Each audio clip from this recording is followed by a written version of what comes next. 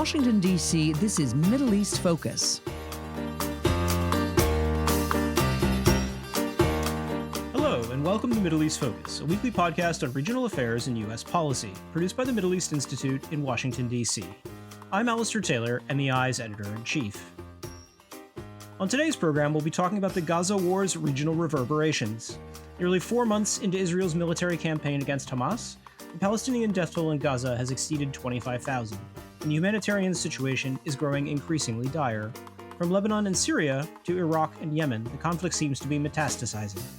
Amid a rise in cross-border strikes and attacks on Red Sea maritime traffic, there are growing concerns over the potential for large-scale regional escalation. You can subscribe to Middle East Focus on Spotify, Apple Podcasts, and other podcast providers. To discuss this timely and important issue, I'm joined today by Paul Salem, President and CEO of the Middle East Institute, and Randa, Senior Fellow and the Director of MEI's Conflict Resolution and Track 2 Dialogues program. Paul, Randa, welcome back to the podcast, and thank you both very much for joining us today. Thank you, Alistair. Good to be with you. Paul, to start things off, can you give our listeners a sort of 30,000-foot view of where the region stands right now and the various flashpoints linked to the Gaza War? The region is obviously going through one of the most dangerous periods in its modern history. A number of conflict axes are coinciding. One is the long-standing Israeli-Palestinian conflict axis that's been going on for about a century now, you would say, obviously triggered by the Hamas attacks on October 7 and the fierce campaign that Israel has waged in Gaza since then. That obviously has also inflamed public opinion in the Arab world and the Muslim world more widely. It has also threatened to escalate into the northern front in Lebanon. The other conflict axis is that really between Iran on the one hand and Israel and the U.S. on the other. This is at least more than 40 years old, so that's not new either. And you see the effects of that partly in Gaza. Hamas was partly trained and supported by Iran, but also in Lebanon, as I mentioned, as a potential second front. But we've also seen it in the Red Sea through the Houthis and other allied militia in Yemen, obstructing traffic in the Red Sea. We've seen it by attacks from militias aligned with Iran in Iraq and Syria, launching over 150 attacks on U.S. forces and U.S. positions in the region. So these two main axes of conflict are, being aggravated at this time. No party is willing to stand down. Israel is acting very proactively or very aggressively, both obviously in Gaza, but also in Lebanon. Iran is acting proactively and aggressively through its allies that we mentioned. And the U.S. is trying to stand firm, trying to deter, trying to hit back when necessary. So it is indeed a very, very dangerous period and one that everybody is watching very closely. Randa, following up on what Paul just said, given everything that's going on across the region, what do you see as the biggest risks and areas of greatest concern? The Red Sea remains the biggest risk, partly because of the calculus of the Houthis. The Houthis are a latest addition, if we can put it this way, to the long-standing axis of resistance. And they are very much part of their calculus is motivated by or underpinned by their desire and their intention to prove their relevance and their importance to Iran, but also to the other members of the resistance axis. And so they are an unpredictable actor, and at this point, uncontrollable actor. I mean, we have seen the US and the UK, mount strikes targeting Houthi sites in Yemen, trying to deter them, and they don't look to be deterred. It's going to be a remaining flashpoint, partly again, because of the uncontrollability and unpredictabilities and the strategic calculus in this war of the Houthis. The second flashpoint remains, in my opinion, the attacks by Iraqi militias on American bases in both Iraq and Syria. And fortunately, we have not had death until now, but the increasing number of attacks increases the probability that, an attack will result in a number of deaths among US forces based either in northeastern Syria or in northern Iraq. And so that will create the political conditions inside the United States, the political pressure inside the United States on President Biden, on the administration, to increase, the kind of attacks and maybe to target Iran, which everybody knows is funding these militias. So these are the two potential flashpoints and potential escalating crises that I'm focused on and looking at right now. We'll delve into those in a little bit more detail later on. Paul, nearly 4 months into the war, the Palestinian death toll in Gaza has exceeded 25,000, and the humanitarian situation is increasingly dire. The US and Israel seem to be at loggerheads over where things go from here, even as America's partners in the region are pressing it to use its leverage with Israel to bring the war to a rapid close. How is Washington trying to address these challenges? I mean, as you say, when you look at US and Israel today, you can say officially they agree on one goal, which President Biden, declared early in this conflict, which is they agree and support Israel's goal of destroying Hamas. However, beyond that, they disagree on most everything else. First of all, they disagree on the way the war is being waged with such a high civilian death toll. The U.S. has said from the early weeks that there are different ways to do this, and that the level of civilian deaths is unacceptable. It's not warranted. Secondly, they continue to disagree bitterly over the amount of humanitarian aid that is needed and being allowed into Gaza. Clearly, the Israelis are dragging their feet and maintaining a high level of humanitarian distress, near starvation levels, thirst, very little medical supplies, huge disagreements on that.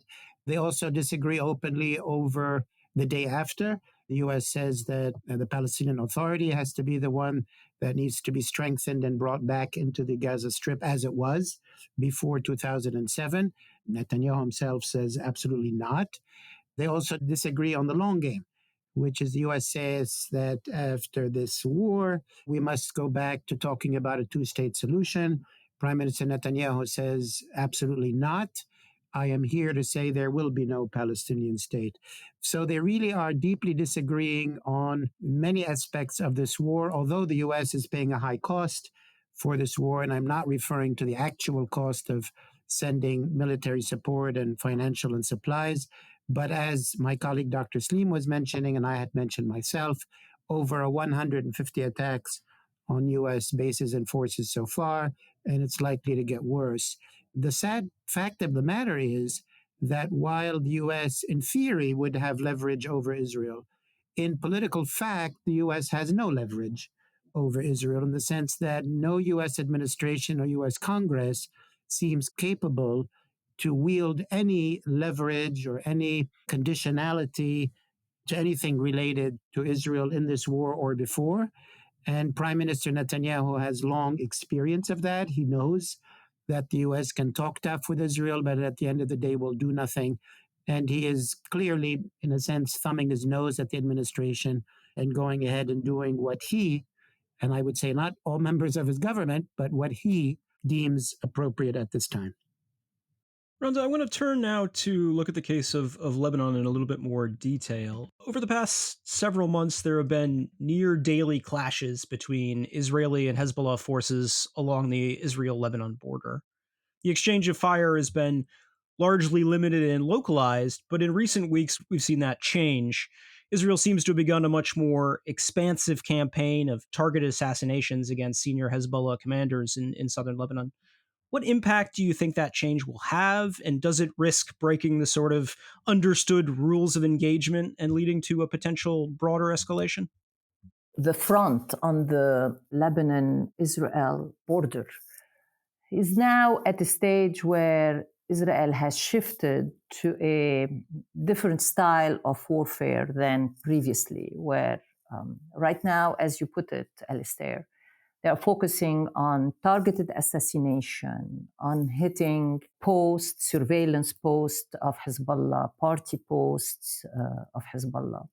including north of the Litani River. But also they are targeting IRGC leaders, like we have done recently in their attack in Damascus, which killed the head of the IRGC Quds Force intelligence operations in Syria, which was also partly responsible or works with Hezbollah in Lebanon and with the Iraqi militias. And it looks like what we are seeing is a shift of that theater, the Hezbollah Israeli theater, into what could be a war of attrition for a long time. And it might also continue to be even after a ceasefire in Gaza. And that has to do with the conflict dynamics between Hezbollah and Israel and the absence or the erosion of the old rules of engagement between them, which existed after the 2006 war, and the ongoing process of basically negotiating through violent means these new rules of engagement. There is now a mediation effort being undertaken by the American administration, led by US envoy Amos Hochstein, to try to come to some kind of interim arrangement between Lebanon and Israel, and of course, which has to be approved by Hezbollah, on establishing some kind of a, truce, temporary truce, but also beginning or agreeing on a negotiation framework to tackle the main points of contention between Hezbollah and Israel, between Lebanon and Israel, having to do with the disputed occupied territories by Israel and the disputed border points. There are 13 disputed border points between the two countries. The belief is that if we can start negotiations on these occupied territories and how Israel is going to basically get out of them as part of this agreement,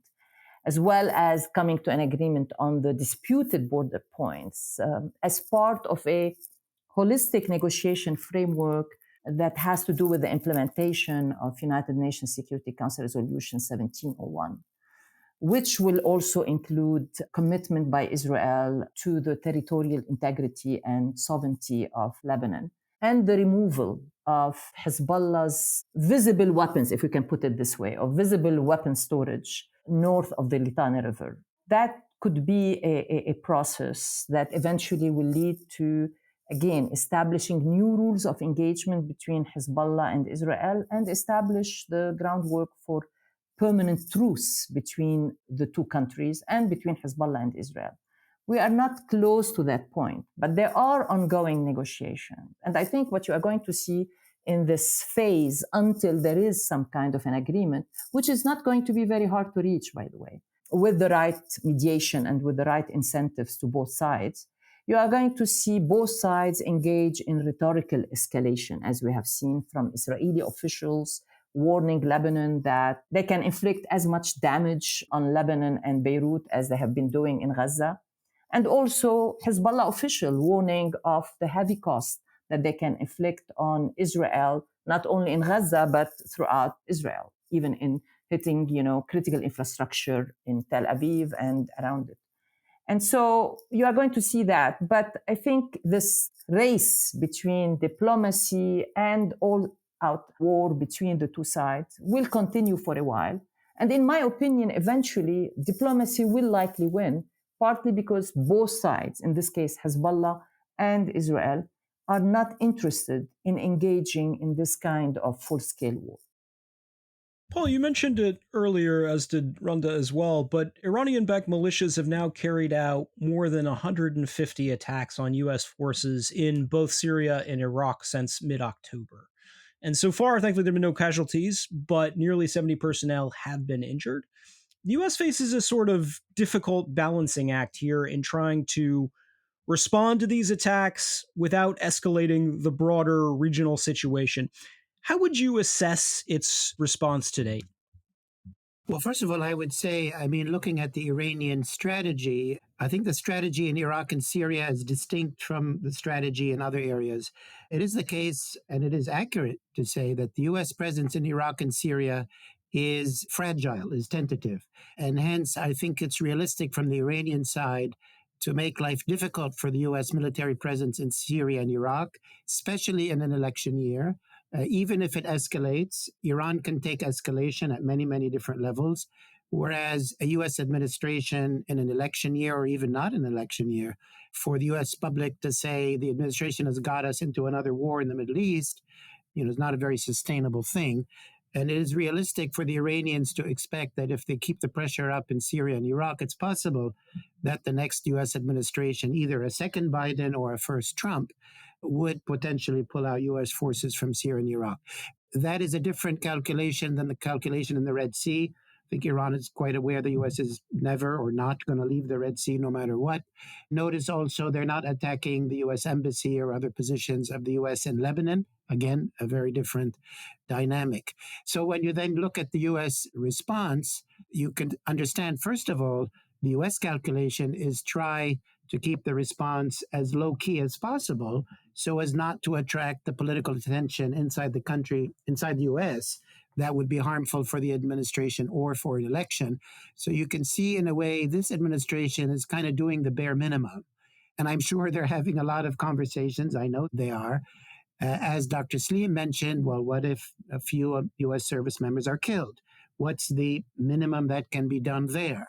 In a previous administration with President Trump, the strike was on Qasem Soleimani, a very high value target, as it were. That was when one US contractor was killed.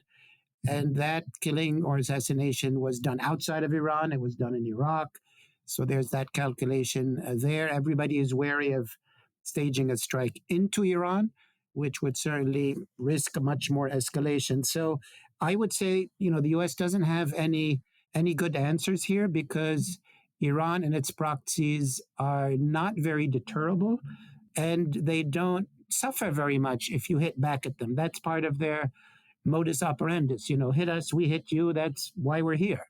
And even Iran itself, if you were to hit Iran for the Islamic Republic and the regime, they would make political hay out of it. It wouldn't affect them negatively necessarily. So the US and Iran are on very different pages here. And I think the administration is just hoping they can get through the year without any major risk. But as Dr. Saleem said, it's looking less likely that we'll be that lucky. Randa, as Paul referenced, Iraq has long been pulled into external conflicts, especially between the US and Iran, and this time appears to be no different. In response to regular attacks by Iran backed militias on US forces in Iraq, the US struck the headquarters of one such group in central Baghdad in early January. And last week, Iran carried out airstrikes targeting what it called a Mossad spy base in Erbil in the Kurdistan region. What does all this mean for Iraq, and what, if anything, can Baghdad do about it? There is right now this issue. Following Qasem Soleimani's assassination, there was a pledge made by members of the Axis of Resistance that they are going to work, no matter how long it's going to take them, to evict US forces out of Iraq and Syria. And that's a pledge that these members of this axis of resistance, including primarily, in fact, Hezbollah, take very seriously. And they see the crisis today, not only in Gaza, but the crisis of what's going on in Iraq and Syria, as a unique opportunity to mine for them to force that exit of US forces from Syria and Iraq. And so, building on what Dr. Salem has said, I think they are likely to try to basically up the scale of attacks, the kinds of attacks, in order to inflict as high a cost as possible on the Americans and the American administration in order to basically precipitate that decision by the US administration. I don't see the US administration, even if that scenario, that unfortunate scenario were to unfold, where you have a number of service members who are going to be killed by an attack, either on their bases in northeastern Syria or in northern Iraq. I don't see this administration in this election year making this decision. But as Dr. Salem said, I can see the next administration, Biden 2 or another Trump administration, making that decision and leaving Iraq. And once they decide to leave Iraq, they have to leave Syria because our presence, military presence in Syria, depends on the support from our presence in Iraq. And so, what options does the government in Baghdad have? What option does the Prime Minister, Mr. Soudani, have? Given his governing coalition, which includes members of the Hashd, includes members of the militias that are very much part of this axis of resistance funded and supported by Iran, I think he's trying to really strike a balancing act by publicly saying, yes, we want to start negotiating with the American administration a plan and a timetable for the exit of US forces. But at the same time, this timetable could take 3 years, could take 4 years, could take 5 years, you know?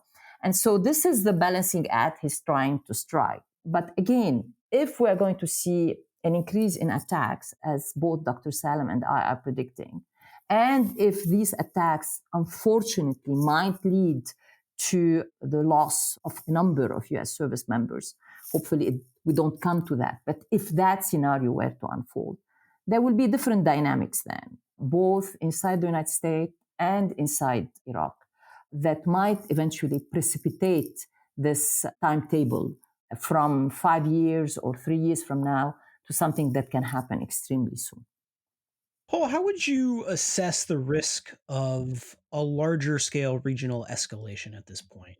Everyone wants to avoid one, it seems, but the sheer number of cross-border attacks, of missile strikes is deeply concerning and creates a real risk of mistakes, miscalculations.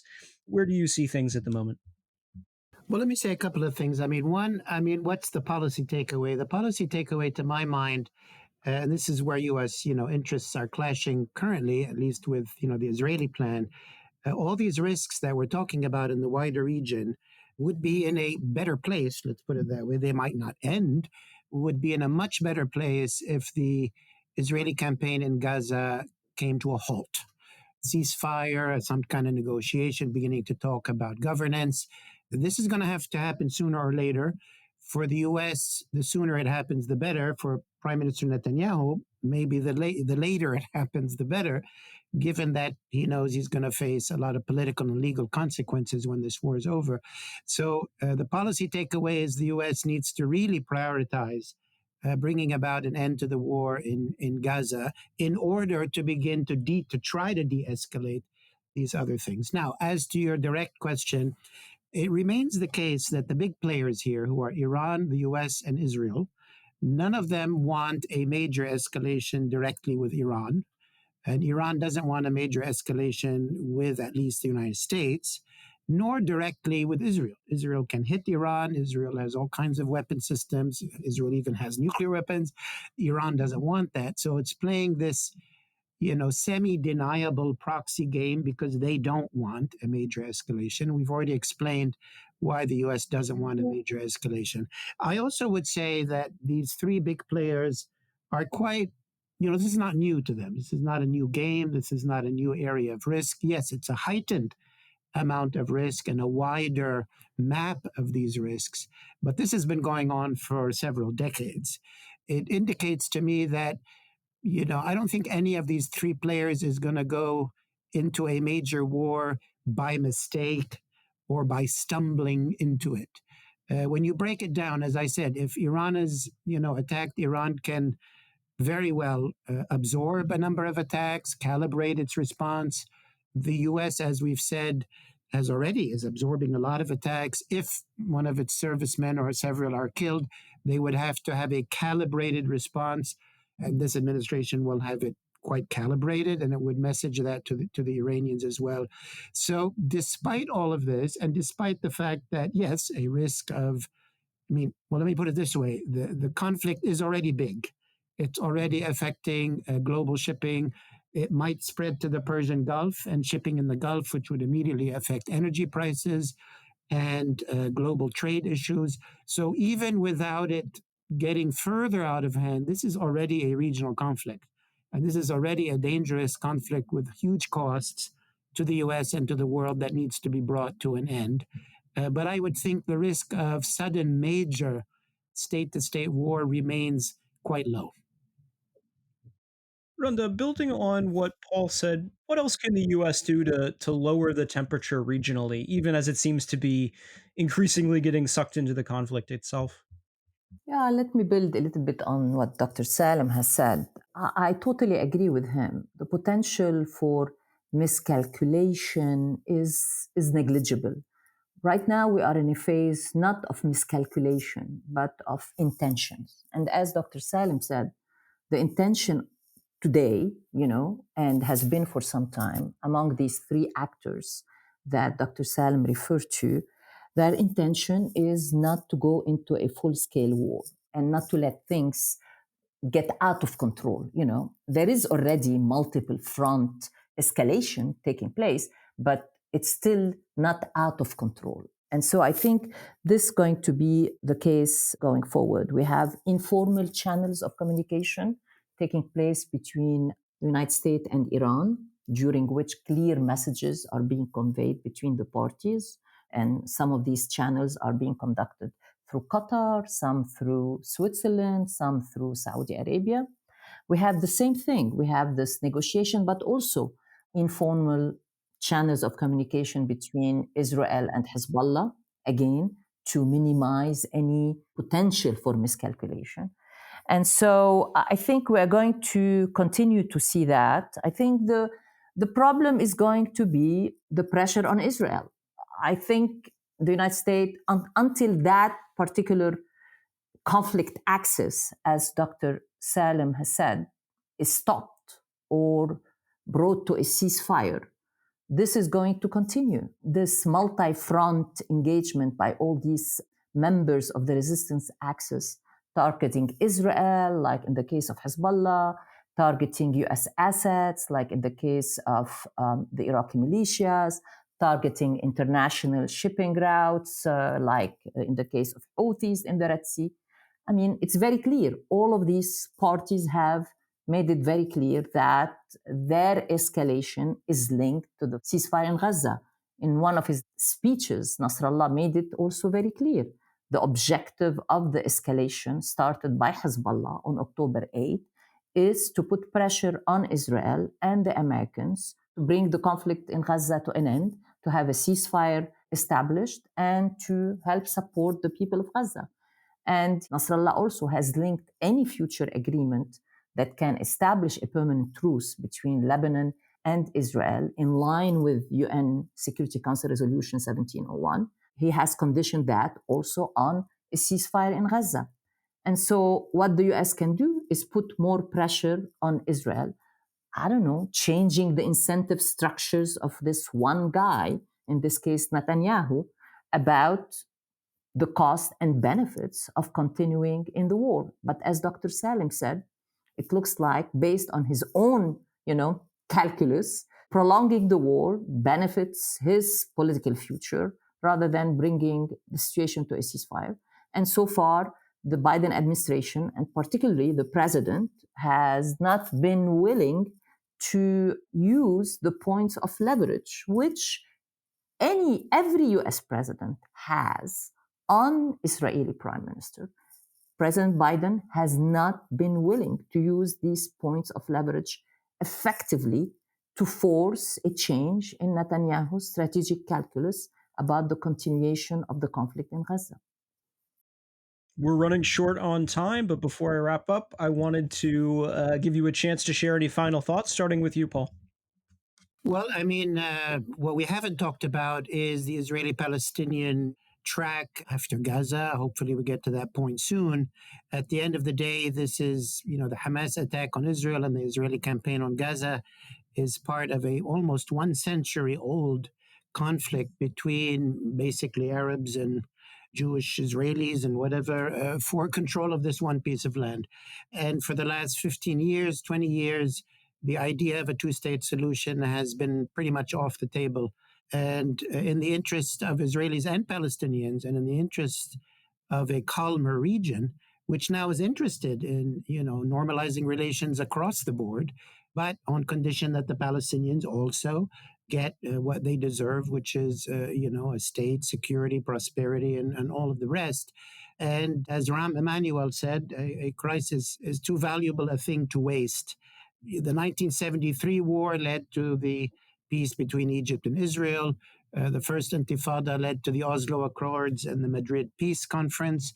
So I think the U.S. should be, and the administration should be applauded for, putting that on the table and saying that we cannot go to the status quo ante. The idea that Israelis and Palestinians can live within a Israeli-dominated occupation apartheid system, it doesn't make sense for Israelis. It doesn't make certainly sense for Palestinians. We're a long way from that, but I think this war and this crisis should focus minds to try to get back on that pathway, because at the end of the day, there is no one-state solution. There is no other alternative to some kind of arrangement between Palestinians and Israelis. And I would say that the advantage today in the 2020s, if I can put it that way, as opposed to the 1990s when the Madrid peace process and Oslo was attempted, or back in the 70s when Egypt and Israel negotiated peace. What's different today is that the majority of Arab countries are very clear. They want peace with Israel, they want normalization, but they have to have Palestinian state as well. This is a historic opportunity for everyone, and that's the direction we should try to move in. Randa, you've got the last word. Well, I agree with everything Paul has said. I think there is definitely a unique opportunities to lay the groundwork for a sustained negotiation process on the future of a Palestinian state.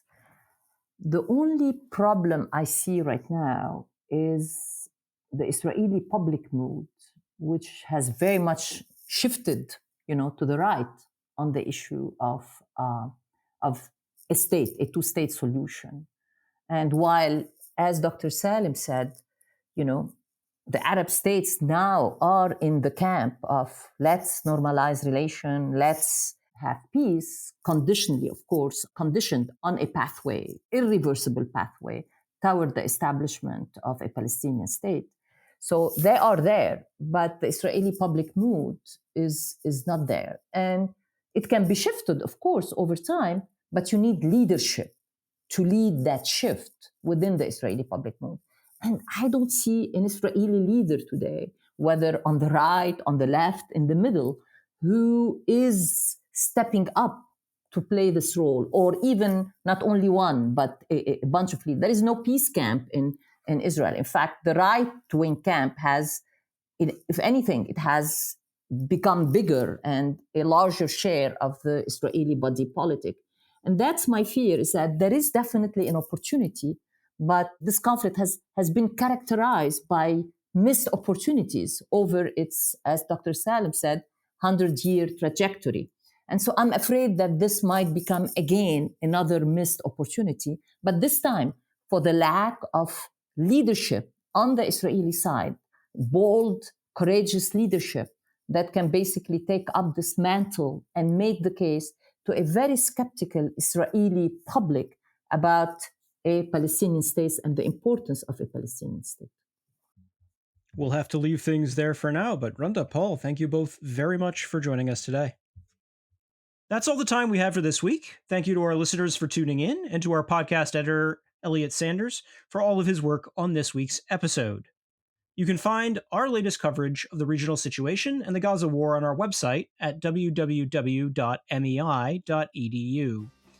And you can follow MEI on Twitter, Instagram, Facebook, and YouTube, and subscribe to our email newsletters for the latest analysis and information about upcoming events. I'm Alistair Taylor. We will see all of you next week. This has been a presentation of the Middle East Institute. To support MEI's programs and podcasts, please donate at www.mei.edu. Thank you for your support.